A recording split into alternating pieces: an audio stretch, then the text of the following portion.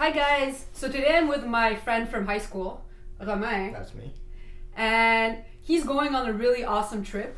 So I figured we talk to him before he goes, and then when he comes back, I think we're gonna do a follow-up video on that. So tell us, what's your trip? What's the whole idea? So I saw a video on YouTube from a guy called Travis Burke, who's an adventure photographer, and he was living in his van, and that was the first time I had heard about van life. And that got me pretty inspired. At the same time, I was starting surfing, and we're in Montreal, which means we only have a river wave, which isn't really surfing. Whoa, that's not true. We have two waves. We do have two waves, yeah.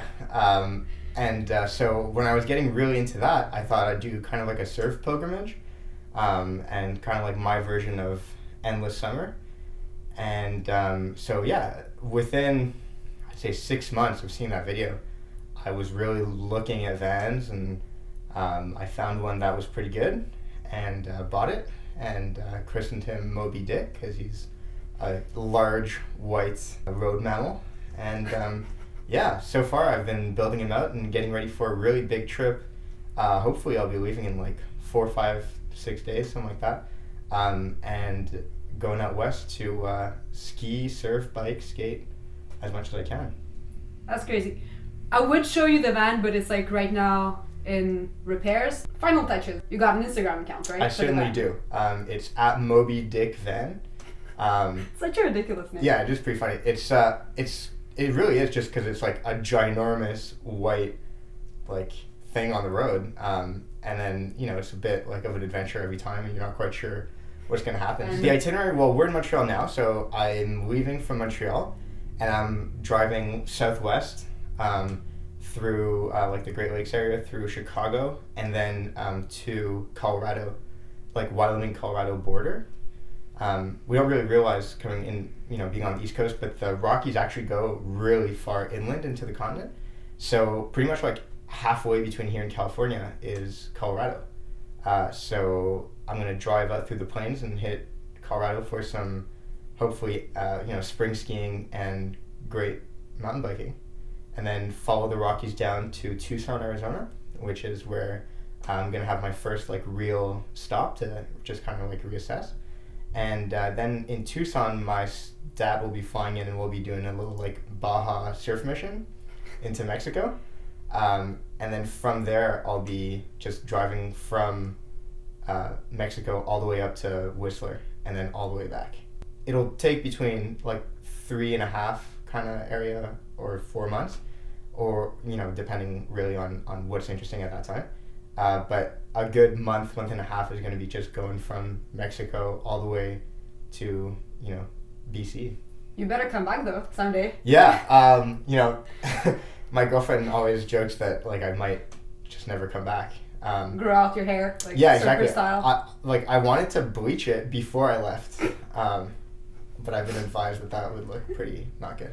But yeah, so I'm gonna have a guitar and be parked on the beach and just be a total freeloader. It's gonna be fun. That's so ridiculous. Yeah. So what are you taking with you? You're taking your bike? So I have 2 surfboards. I have a mountain bike, cross country and downhill. Anything you want to do, takes you pretty far away, and a lot of fun to go downhill. So yeah, that's pretty much it. You're already ready for the races, huh? With yeah. Little stickers. I kind of want to do an enduro race, because I'm going to be so far away. As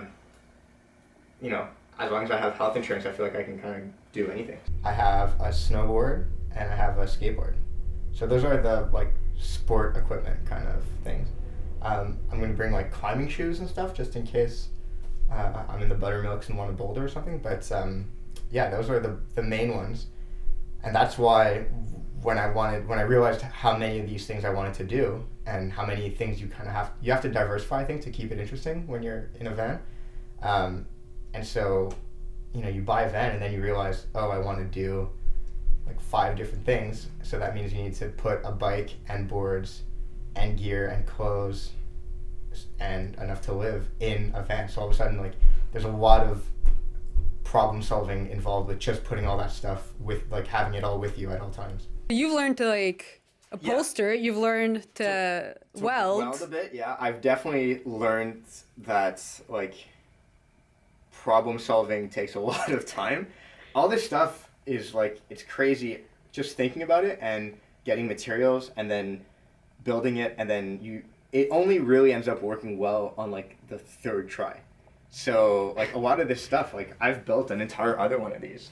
Seriously? And it's just like, oh, you build it out of the wood, and then you're like, oh, well, I got a new fridge, and now you have to build a different one, you know? So there's a lot of that kind of stuff. People, I don't think, realize like how much stuff you actually need to like live comfortably and to like enjoy, hopefully, your time.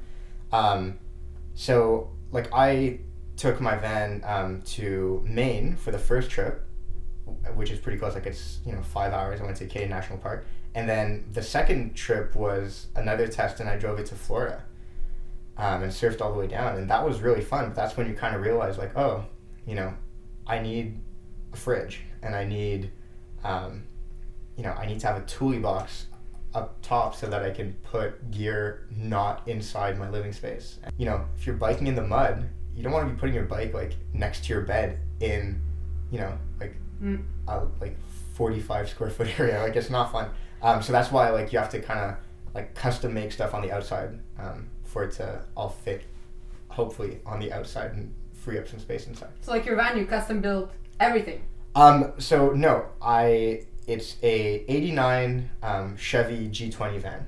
You bought it like a year ago, right? I bought it a year ago. Yeah, that's actually kind of crazy to think, because my initial plan was to buy it and like 2 weeks later have it ready for any adventure. And that doesn't really happen that way. So yeah, I bought it a year ago. It had a high top on it, and it was already kind of a conversion from StarCraft, but it took some like just mechanical fixing a little bit because it wasn't doing so great. And then, but I didn't have to install like a high top. Like I could pretty much stand inside already. It already had a floor, which is like a big deal. Yeah, so the van was okay to start with, but I could never go on like a big trip. So from there, I'm just finishing now to paint a roof rack and ladder that I custom welded. You almost have to make everything custom. Like it's just like a floor, so then you go from there. Have you ever thought about just like leaving the apartment and live in a van for the rest of your life or something? Yeah, I'm one of the really cool people who live at their parents' house, so like rent is not that big of a concern. But yeah, I definitely feel like I could conceivably never need to like live inside a place. Yeah, it's kind of a funny idea of, oh, I just made like a house that can move. Like you have everything you need in there. Like you're gonna have like a fridge, shower. I have like a outdoor shower that's pressurized, which is fun, and that's mostly just because when I took it on the test rides, when you're in like South Carolina and just surfed in like a national park, and then there's no shower anywhere. Like it's really kind of hard to like feel good when you sweep. So I just thought like I need to have fresh water that I can kind of spray all over myself. And like for wetsuits and stuff, it's terrible to just have salt. So yeah, my shower is great. It's outdoors though, so it's not like I can just like park anywhere and take a shower out. Like I can't do it in like any parking lot kind of thing. So yeah, the only things that would be annoying are bathroom and shower. I would love to take like 15-minute hot showers, and that's just not gonna happen. Yeah, well, you have internet in your van? I don't have internet, but thankfully it seems like there's internet everywhere now. I have like a pretty good data plan, so that helps. But hopefully, like with guitars and meeting people and being pretty tired from hopefully like a lot of activities, and also just using the nighttime to drive.